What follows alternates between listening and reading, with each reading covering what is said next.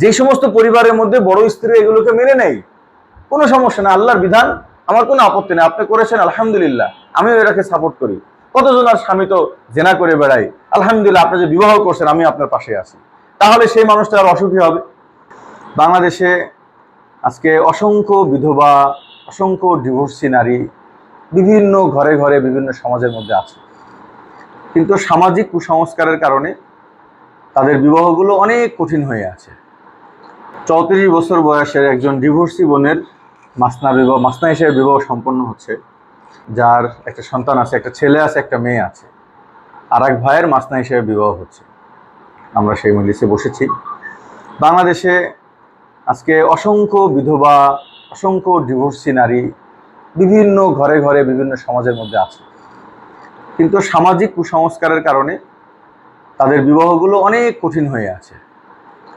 যদি কোনো সময় এই নারী আজ 8 বছর 7 বছর বাড়িতে পড়ে আছে, ইয়াং কোনো ছেলেও বিবাহ করে না, যদি কেউ বিবাহ করতে চায় তো কত শর্ত লাগিয়ে দেয় যে সন্তান নিতে পারবো না, এরপর সন্তানগুলোকে আপনার নানি বাড়ি রেখে আসবেন।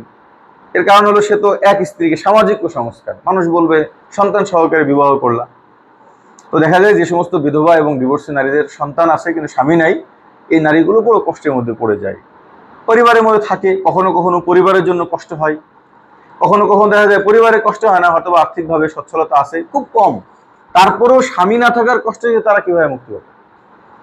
এবং এটা একাধিক বিবাহের কারণেই এটা সহজ হবে। আজকে একটা মেয়ে, তার বয়স হলো 34 বছর, তার একটা সন্তান আছে, 2টা সন্তান আছে, এরকম একজন নারীকে প্রথম স্ত্রী হিসেবে বিবাহ করার মতো মানুষ নাই। অনেকেই বলেন যে এরা বিপত্নির সাথে বিবাহ করবে, ঠিক আছে, তবে একাধিক বিয়ে নিয়ে আপনার আপত্তিটা কোথায়? বিপত্নির সাথে করবে, পারলে ইয়াং এর সাথেই করবে, কোনো সমস্যা নাই, কিন্তু বাস্তবতা মেনে নিতে হবে।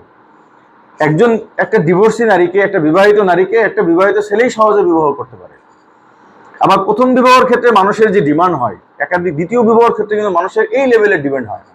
একটা বিদেশি ছেলে, সে যদি বিবাহিত হয় তাহলে তার ডিমান্ড একরকম থাকে, আর অবিবাহিত থাকলে তার ডিমান্ড কি একরকম হয়। কোনো বিদেশে ইনকাম করতেছে এমন কোনো অবিবাহিত ছেলে কখনোই রাজি হবে যে ঠিক আছে আমি একটা মেয়েকে বিবাহ করছি যার আরো 2টা সন্তান আছে? তো এই জন্য আল্লাহ তাআলা যে বিধান একাধিক বিবাহ, এটা সবাই করবে না, ইনসাফগাররাই করবে, এবং যারা করবে তারা অবশ্যই ইনসাফ বজায় রাখবে। এটা এমন না যে একাধিক বিবাহ করার জন্য আবার 1400 বছর আগে থেকে সাহাবার আসা লাগবে। এই যুগের নারীদেরকে হেফাজত করতে হবে কারা? এই যুগের মানুষকেই করতে হবে, এবং এখান থেকেই মানুষের মধ্যে ইনসাফগার মানুষ আছে। অনেক সময় দেখা যায় অনেকেই বলে যে হুজুর একাধিক বিবাহ করার কারণে অনেক ভাইরা বলে যে যা সুখী হওয়ার কথা ছিল সেটাও সুখী হয়নি। ভাই, একটা মানুষ একাধিক বিবাহ করার কারণে সুখী যে হতে পারে না, এটার মূল সমস্যাটা কোথায়? সমস্যাটা কি এটা যে একাধিক বিবাহের মধ্যে সুখ নাই, শান্তি নাই? তাহলে আল্লাহ তাআলা এমন কোনো বিধান দিয়ে যেতেন না যেটার ভিতরে মানুষের অশান্তি রয়েছে। হযরত সাহাবা ইকরাম এমন কোনো বিধানকে আমল করে যেতেন না যেটার ভিতরে বাস্তবিক কি আছে, অশান্তি আছে। আজকে যে আমাদের দেশে অশান্তি হওয়ার মূল কারণ হলো আল্লাহর বিধানকে পছন্দ না করার কারণে। একজন মানুষ বিবাহিত, জেনা করতেছে, ব্যভিচারী করতেছে, এই সমাজের ওপেনলি এগুলো চলতেছে, এগুলোর তেমন বেশি লেখালেখিও নাই, তেমন বেশি জ্ঞানজামও নাই, তেমন বেশি গীবত শিখাতে নাই। ঠিক এখান থেকে কোনো একজন মানুষ যদি দ্বিতীয় বিবাহ করে, শুরু হয়ে যায় পুরা বাংলাদেশের আত্মীয়র, স্ত্রীর, পরিবারের সবার তার বিপক্ষে চলে যায়, স্ত্রী তার বিপক্ষে চলে যায়। একটা হালাল বিধানকে আর স্ত্রী মেনে নিতে পারে না, এই শুরু হয় অশান্তি। তো দোষ হয় কার? একাধিক বিয়ে করে অশান্তি।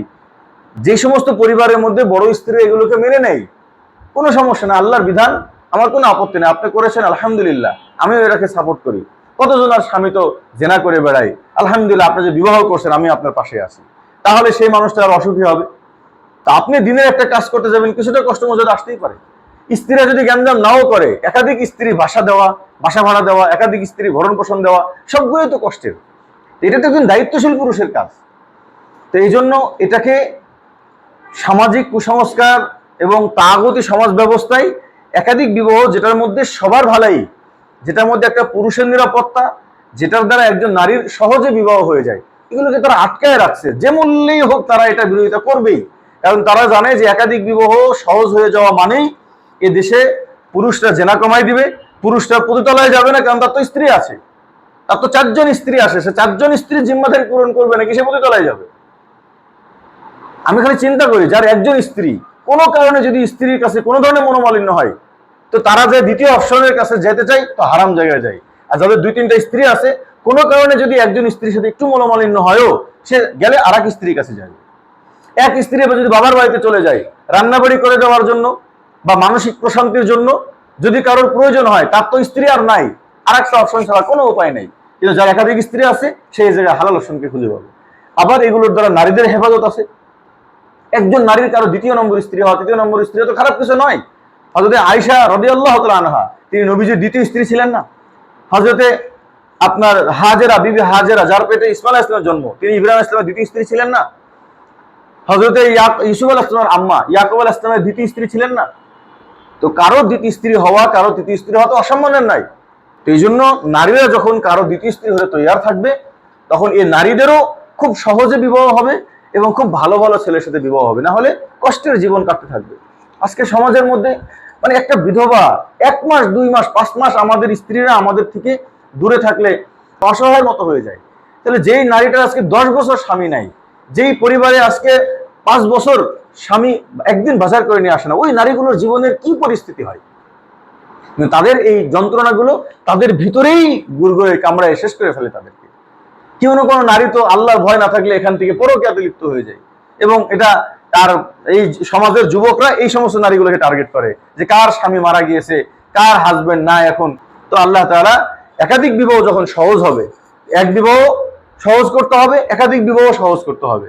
যে একাধিক বিবাহ সহজ করলে তো দেখা যাবে যে এই সেক্টরের নারীগুলোর কি হবে, বিবাহ সহজ হবে। তো আল্লাহ তাআলা আমাদের আজকের এই বিবাহকে ওসিলা করে, যার বিবাহ হচ্ছে তিনি প্রবাসে থাকেন, তো আল্লাহ তাআলা যারা প্রবাসী ভাইরা যারা আছেন, আল্লাহ তাআলা তাদের টাকা পয়সার অভাব দেয়নি, তারা অনেক অন্যায় কাজে জড়িত হয়। কেন ভাই? আপনি একজন নারীকে বিবাহ করেন, আপনার এক স্ত্রী আছে দেশে, তারপরে আপনি গুনাহ করতেছেন, আপনি অন্যায়ভাবে মানুষের সাথে নারীর কাছে পিছনে টাকা খরচ করতেছেন। আপনার যদি সত্যিই প্রয়োজন হয় তাহলে আপনি আরো একজনকে বিবাহ করেন, তো দেখবেন আপনার গুনাহটা কমে যাবে, আপনার টাকাটা হালাল জায়গায় কি হবে।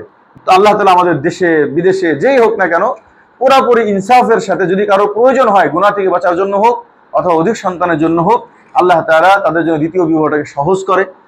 এই দেশের কুসংস্কার যেন আস্তে আস্তে দূর হয়ে যায়। যারা একাধিক বিবাহ করতে চায় তারা যেন আমন সালামতের সাথে করতে পারে। একজন নারীর হেফাজত করতে চাইলে সে যেন আমন সালামতের সাথে করতে পারে। এই তৌফিক আল্লাহ তাআলা দান করুক। বিশেষ করে আমি আবারও বলবো, নারী এবং পুরুষ সকলকেই বলবো, ভাই যারা একাধিক বিবাহ করবেন, 1 নম্বর, আমি স্ত্রীকে জানাইতে পারবো না, এই সমস্ত কাপুরুষরা ভাই বিয়ে করবেন না। একাধিক বিবাহটা আল্লাহ তাআলা কি বলছেন, ওয়াইন খিফতুম, যদি তুমি ভয় পাও তাহলে একটা নিয়ে থাকবা। তার মানে এখানেই বোঝায় যে ভিতরের জন্য কিনা একাধিক বিয়ে না। তো যারা একাধিক বিবাহ করতে চান কিন্তু বড় স্ত্রীকে জানাবো না, বড় পরিবারকে জানাবো না, মিথ্যার আশ্রয় নিয়ে বিয়ে করবেন, তাদের জন্য একাধিক বিবাহ না। ইনসাফের সাথে একাধিক স্ত্রীকে রাখতে হবে। আবার নারীদেরকেও বলবো যে আপনি যদি একাধিক সতীন না মানতে পারেন তাহলে আপনি কারো দ্বিতীয় স্ত্রী হয়েন না। আল্লাহর এই বিধানটাকে যদি দিল থেকে মানতে পারেন, না দেখা যাবে একজন অসহায় নারীকে বিবাহ করে আর একজন পুরুষের জিন্দেগি আবার অসহায় হয়ে যাবে। উভয়কেই আল্লাহর এই বিধানকে মানতে হবে, এবং এই বিধানের তরিকা অনুযায়ী চললে তারপরে আল্লাহর এই বিধানটার মধ্যে যে ফাওয়ায়েদগুলো আছে এই ফাওয়ায়েদগুলো উভয়ে পাবে। আল্লাহ তাআলা আমাদের কবুল করুক। ঠিক আছে, ইনশাআল্লাহ আমি খুতবা শুরু করি। আলহামদুলিল্লাহ, আলহামদুলিল্লাহ নাহমাদুহু ওয়া নাস্তাঈনুহু ওয়া নাস্তাগফিরুহু ওয়া নাউযু